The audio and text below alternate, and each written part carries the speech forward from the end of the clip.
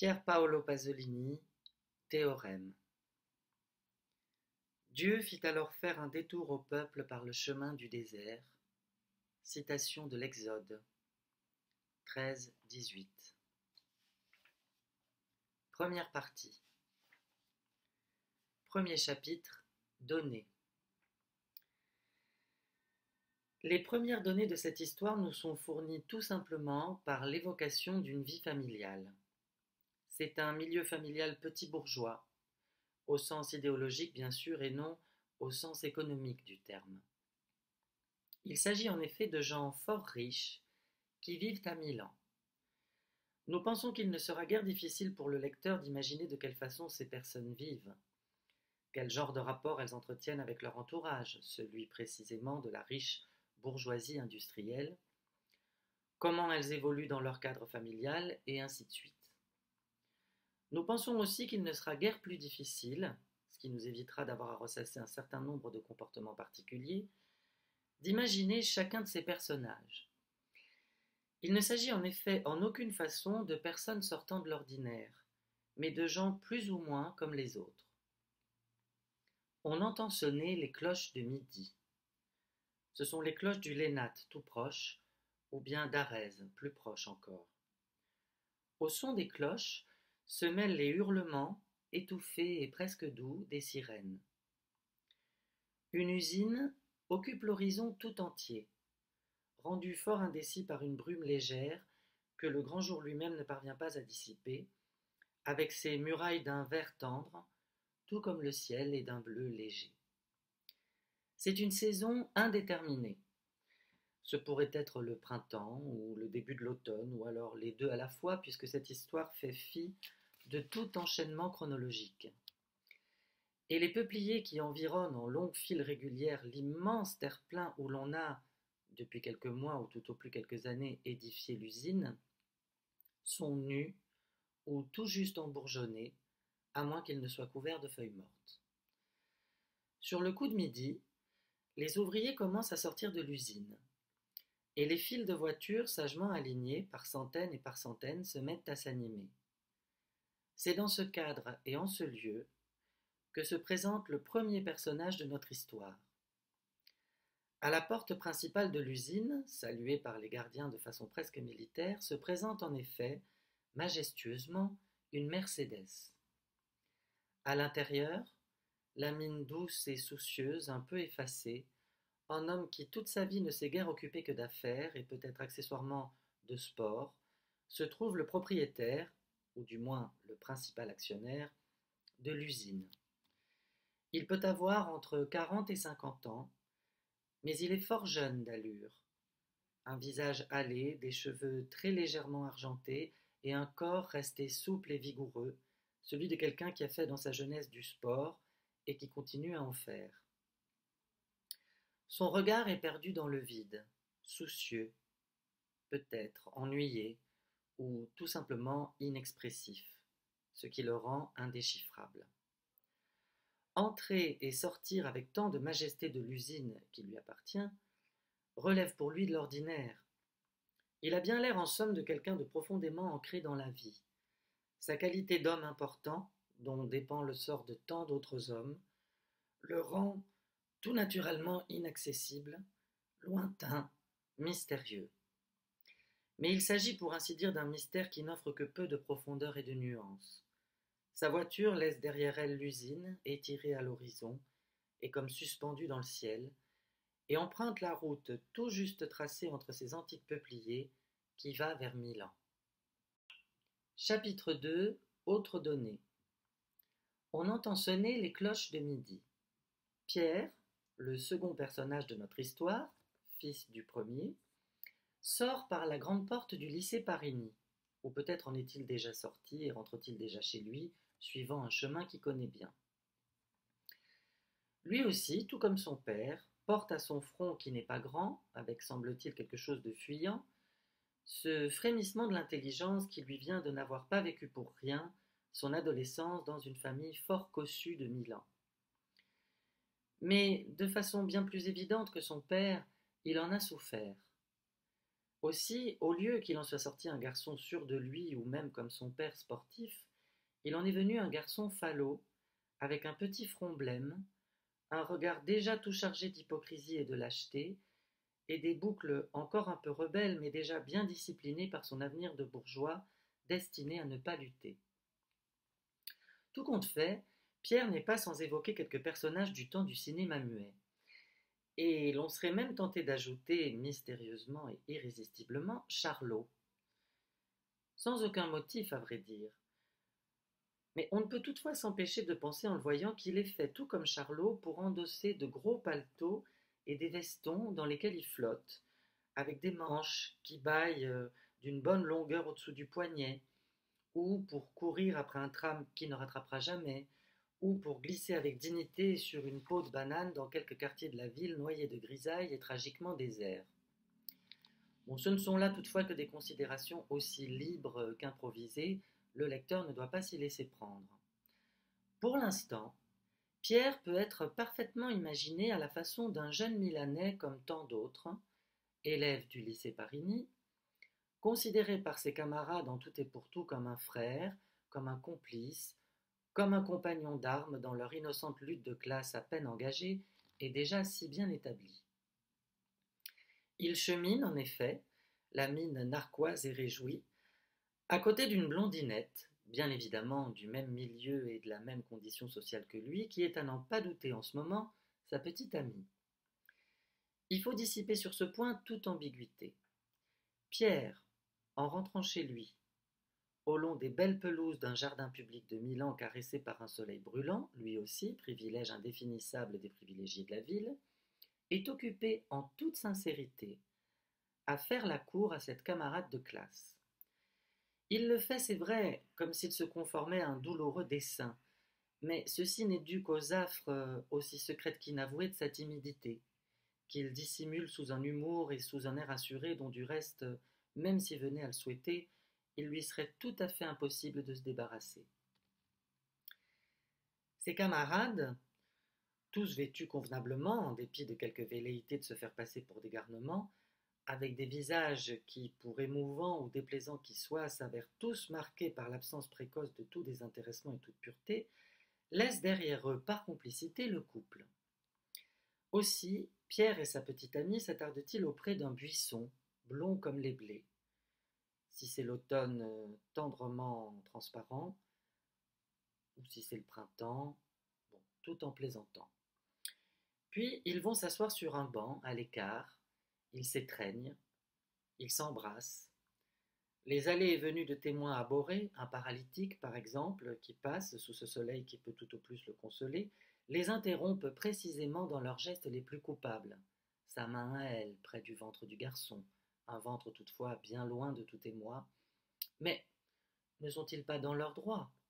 Et leurs rapports sont empreints, après tout, de sincérité, de sympathie et de liberté. Chapitre 3. Autres données. On entend sonner les cloches de midi.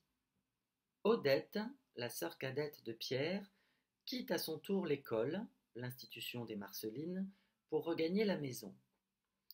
Elle est on ne peut plus douce et inquiétante, cette pauvre Odette, avec un front qui a l'air d'un petit coffret plein d'une intelligence douloureuse et même, semble-t-il, de prescience.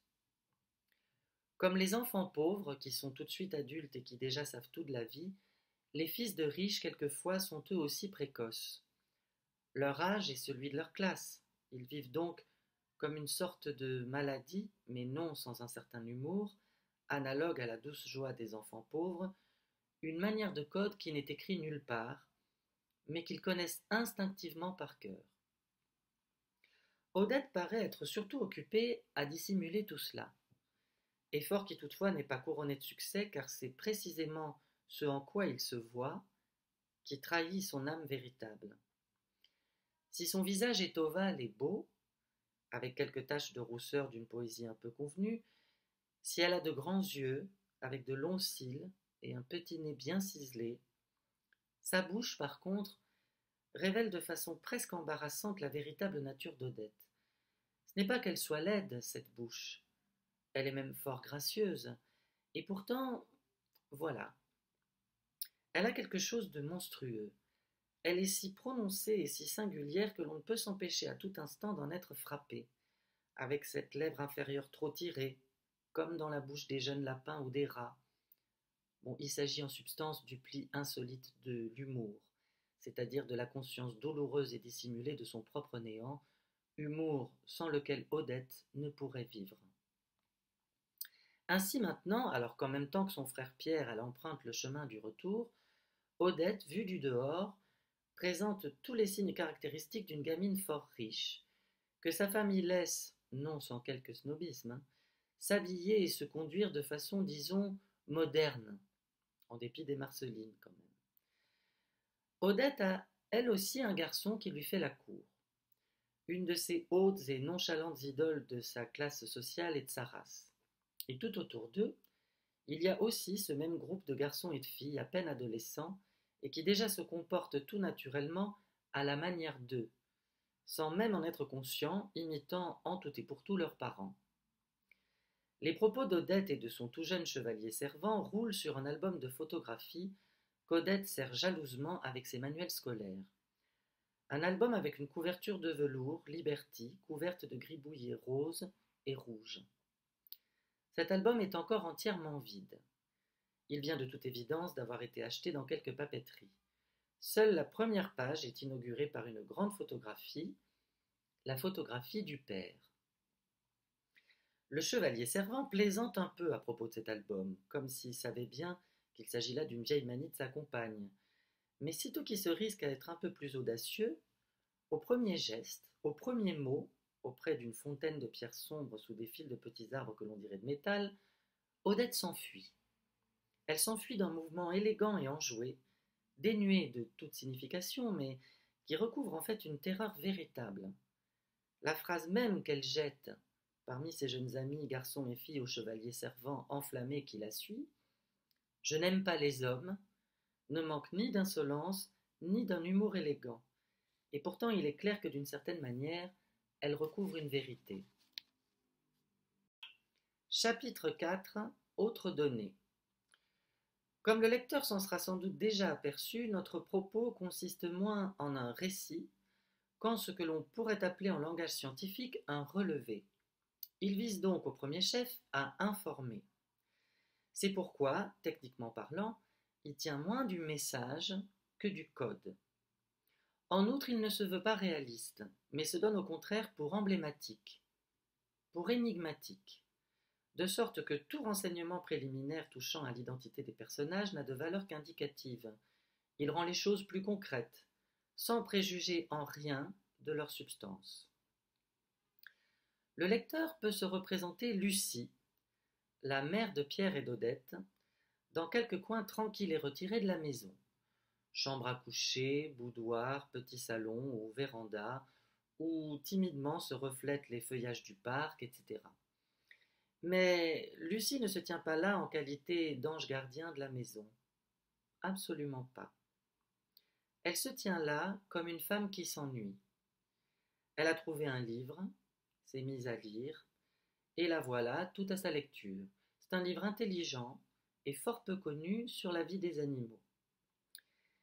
Et c'est ainsi qu'elle attend l'heure du déjeuner.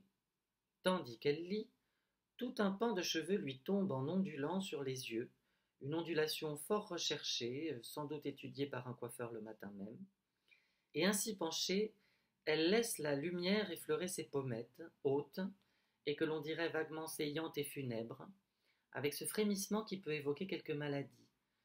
Ses yeux, obstinément baissés, paraissent noirs, effilés, avec quelque chose de cyanosé et de barbare, sans doute en raison de leur aspect liquide et sombre. Mais alors qu'elle s'anime, détachant un moment son regard du livre pour déchiffrer l'heure à une minuscule montre-bracelet, ce qui l'oblige à avancer son poignet pour mieux le présenter à la lumière, on a, l'espace d'un instant, l'impression fugitive et peut-être au fond trompeuse qu'elle a bien l'air d'une fille du peuple. Toutefois, son destin de femme sédentaire, son culte pour la beauté, bon, c'est plutôt pour elle une attribution qui lui revient comme dans une sorte de répartition des tâches, la nécessité de se prévaloir d'une intelligence éclairée dans un milieu qui reste foncièrement réactionnaire, tout ceci l'a peut-être insensiblement endurcie, jusqu'à la rendre à son tour un peu mystérieuse comme l'était son mari. Et si chez elle aussi ce mystère n'offre que peu de profondeur et de nuance, il est toutefois par bien des côtés plus immuable et plus sacré, même si derrière lui se débat peut-être une frêle Lucie, la petite fille du temps où les affaires marchaient moins bien.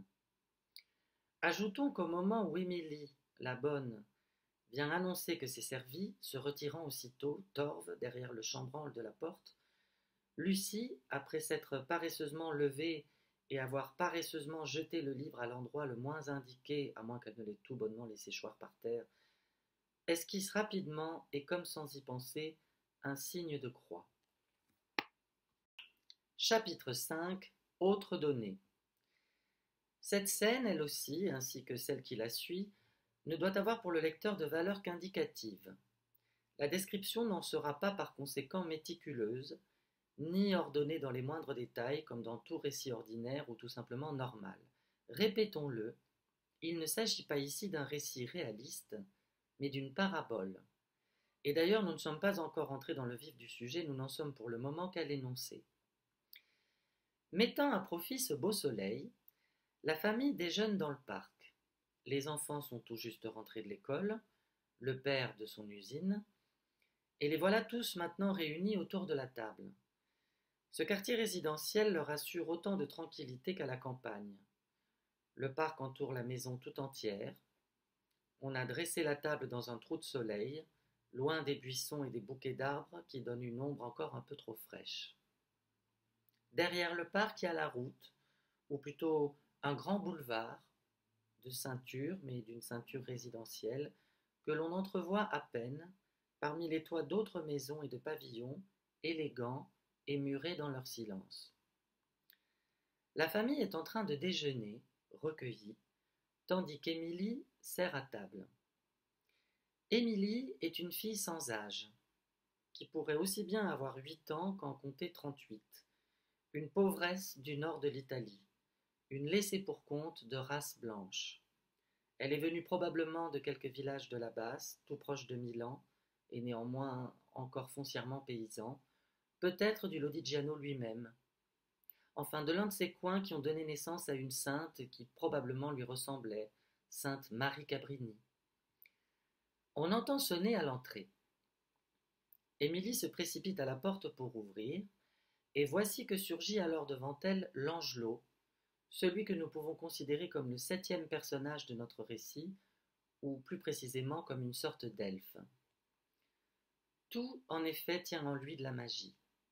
Les boucles, absurdes et drues, qui lui pleuvent jusque dans les yeux comme celles d'un épagneul, son visage espiègle, couvert de furoncles, et ses yeux en demi-lune, tout remplis d'une réserve de joie infinie. Il fait office de facteur. Et il est là, face à Émilie, son égale, et qui toutefois le tient vraiment pour un vaurien, un télégramme à la main. Mais avant de lui remettre ce télégramme, il l'interroge, le visage fendu par un sourire éclatant et doux comme du miel, clignant de l'œil et faisant un signe de tête en direction du jardin où les maîtres de maison poursuivent leur repas. Puis, plantant là Émilie, retranchée derrière un mur de silence, il se faufile jusqu'au coin de la villa. Mais c'est pour mieux épier ceux qui s'adonnent à la façon des gens riches au rituel du déjeuner, cherchant du regard Odette, qu'ils courtisent par pure inadvertance. Enfin, oubliant aussi soudainement qu'il s'en était souvenu Odette et tout le reste, il s'en retourne, complice, vers Émilie, et en lui adressant 2 joyeuses grimaces à elle aussi, car il l'inclut dans sa cour à Odette, il lui remet finalement le télégramme, puis disparaît, en courant avec une hâte comique et folâtre vers la sortie. Émilie porte le télégramme à la famille, qui mange toujours en silence au soleil. Le père lève les yeux du journal bien pensant qu'il est en train de lire et ouvre le télégramme sur lequel il est écrit « Arriverait demain ». Le pouce du père recouvre le nom du signataire. De toute évidence, ce télégramme était bel et bien attendu, et toute curiosité était déjà épuisée avant même que la chose ne se confirme.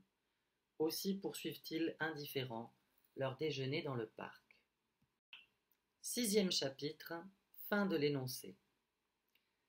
À l'intérieur, la résidence de notre famille est tout éclairée, bien que l'on n'en soit qu'à l'heure du thé, et qu'un long crépuscule répande encore sa lumière, lourde du silence des bouquets de peupliers et des prés, étalés et verdoyants tout gorgés d'eau. C'est probablement un dimanche, et l'on donne une petite réception dont les invités sont presque tous des enfants, c'est-à-dire des camarades d'école de Pierre et d'Odette. Mais il y a aussi quelques dames, les mères de ces enfants. Dans cette confusion, qui prend toujours en pareil cas une allure élégiaque dès lors que chacun se défait du poids pénible et souvent odieux de sa personne pour mieux s'abandonner à la douceur ambiante, cette ambiance de lumière artificielle et de clarté solaire venue de la basse, fait son apparition maintenant le personnage inédit et extraordinaire de ce récit. Extraordinaire en premier lieu par sa beauté, une beauté à ce point insolite qu'elle le détache en quelque sorte scandaleusement de tous les autres participants. Même, à bien le regarder, en effet, on le prendrait pour un étranger, non seulement pour sa haute taille et pour son regard bleuté, mais aussi du fait qu'il est à ce point dépourvu de toute médiocrité, de toute insignifiance, de toute vulgarité, que l'on ne saurait un seul instant imaginer qu'il soit issu d'une famille petite bourgeoise italienne. On ne saurait pas dire non plus, d'autre part, qu'il ait la sensualité innocente et la grâce d'un fils du peuple. Il est, en somme, d'une condition mystérieuse, bien qu'il s'accorde parfaitement avec tous ceux qui se trouvent autour de lui dans ce salon où le soleil répand une lumière magique. Sa présence ici, dans cette fête on ne peut plus ordinaire, a donc quelque chose de scandaleux, mais d'un scandale encore plein de séduction et lourd d'une bienveillante retenue. Sa singularité ne tient au fond qu'à sa beauté. Et tous, les mères aussi bien que les filles, de l'observer, sans bien sûr trop se faire remarquer, chacun connaissant bien dans ce milieu la première règle du jeu, qui consiste à ne jamais se découvrir quoi qu'il en coûte. Sans se départir de la plus innocente discrétion, par conséquent, quelques amis d'Odette, ou quelques jeunes amis de sa mère, demandent qui peut bien être ce beau jeune homme inconnu. Mais Odette hausse les épaules, et Lucie se limite à quelques renseignements tout aussi innocents, si tant est qu'elle ne se contente pas de sourire. De lui, en somme, nous ne saurons rien. Et d'ailleurs, ce n'est pas chose indispensable. Nous laisserons donc inachevée et en suspens cette dernière donnée de notre énoncé.